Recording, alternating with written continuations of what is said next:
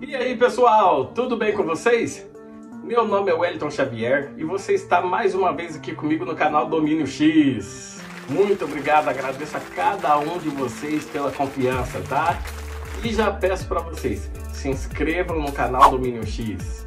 Deixem um like de vocês, assistam os vídeos, deixem um like, os comentários, compartilhem os vídeos nas suas redes sociais para ajudar a gente no engajamento do canal.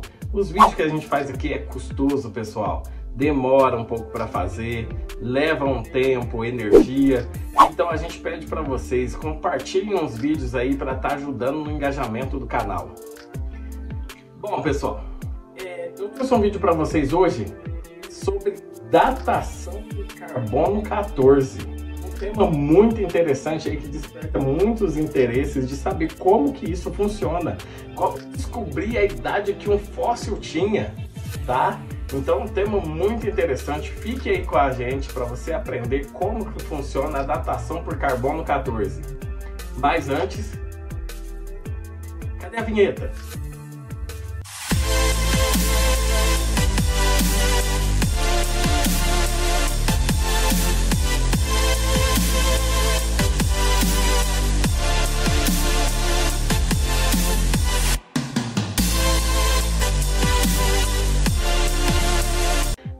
Então, pessoal, a gente vai falar hoje sobre datação por carbono 14, tá? Como que funciona a datação por carbono 14. Então, pessoal, para isso a gente vai ter que voltar um pouquinho, tá? Para explicar para vocês o que. O núcleo de um elemento, ele é formado por prótons e nêutrons, tá? Os prótons detêm carga positiva e os nêutrons vão deter carga nula, tá? Os isótopos, o que são os isótopos? Nada mais do que variações de um mesmo elemento. Por exemplo, o hidrogênio vai ter alguma variação do hidrogênio com um número a mais de nêutron que vai dar origem a um isótopo de hidrogênio, tá? Então, ó, isótopos nada mais são do que variações de um mesmo elemento, certo? Pelo número diferente de nêutrons, tá?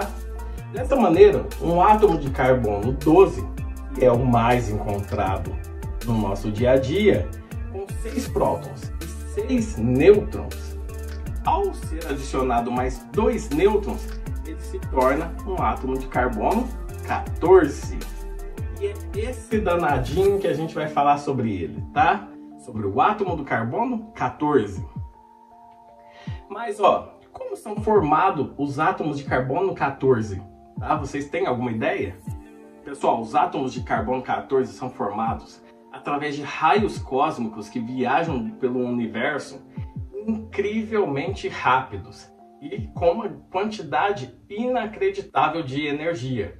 E eles simplesmente destroem o átomo de todos os elementos que eles encontram pelo caminho. Só que nessa destruição voa nêutron para todos os lados. E alguns desses nêutrons acabam sendo capturados por nitrogênio, pelo átomo do nitrogênio na nossa atmosfera. Entretanto, pessoal, esse nêutron a mais no átomo de nitrogênio deixa ele instável. E o átomo sempre busca a estabilidade. Então, o que ele faz?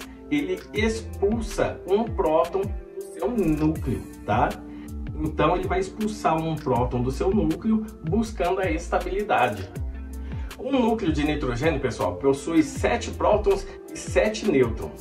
Com um nêutron a mais que veio por causa da destruição de outros elementos e acabou sendo capturado pelo átomo do nitrogênio, ele vai ficar com 7 prótons e 8 nêutrons. Ou seja, esse núcleo vai ficar instável.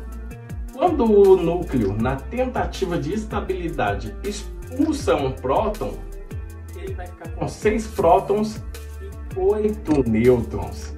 Ou seja, o que antes era um núcleo de nitrogênio 14, dá origem a um átomo de carbono 14. Tá, mas ainda assim tem outro problema, pessoal. Para essa datação de carbono 14 acontecer, ela tem que estar dentro de um organismo. E como como esse carbono 14 vai parar dentro de um organismo.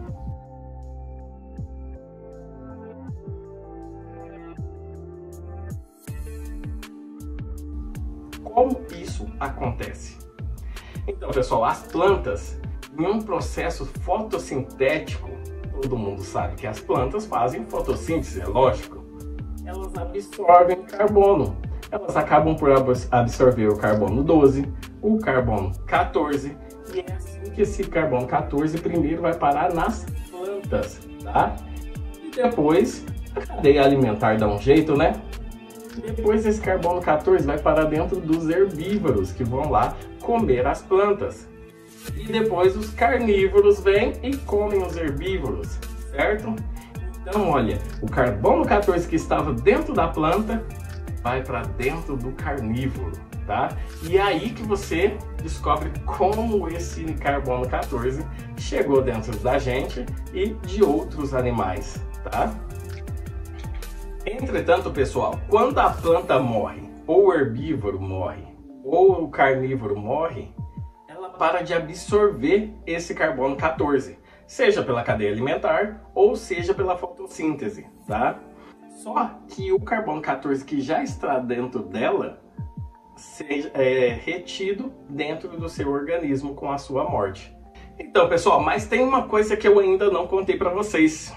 Sim, o carbono 14, ele é radioativo, tá? Ou seja, ele é um elemento que está buscando por estabilidade, tá? Então ele vai emitir radiação buscando essa estabilidade, tá? E como o organismo parou de absorver carbono depois da sua morte, e o carbono 14 existente em seu corpo vai começar a decair buscando a estabilidade, tem como você descobrir há quanto tempo aquele organismo morreu. Nós sabemos qual que é a concentração de carbono 14 normal dentro de qualquer organismo, tá?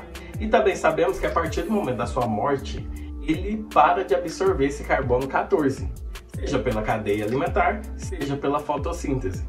E também sabemos que o carbono 14 presente nesse organismo vai começar a decair pelo fato dele ser radioativo.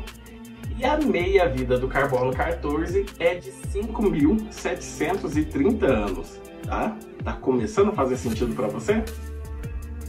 Mas você deve estar pensando, mas como a gente vai saber há quanto tempo aquele organismo morreu por datação de carbono 14?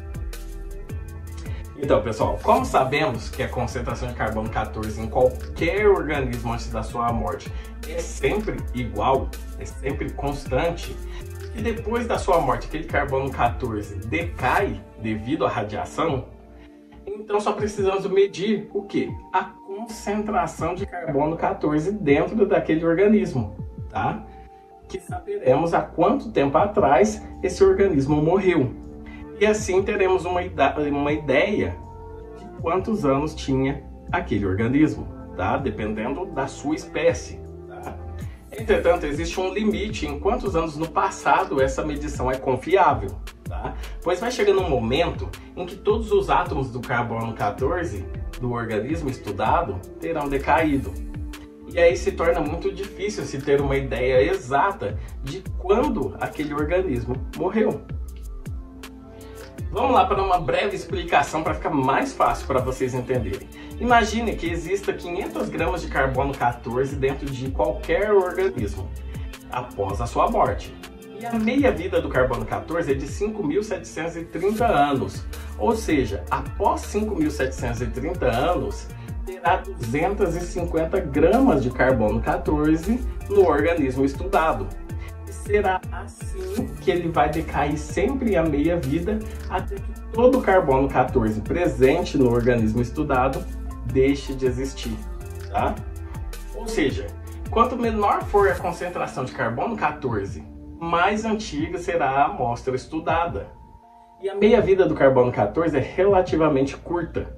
Então as amostras mais confiáveis serão de até 50 a 60 mil anos, tá, pessoal?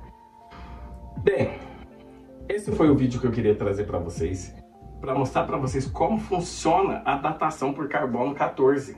Que a gente ouve muito falar sobre datação de carbono 14, mas a gente geralmente não sabe como funciona essa datação por carbono 14, como esse carbono 14 é gerado na nossa atmosfera, como ele vem parar no nosso organismo, tá?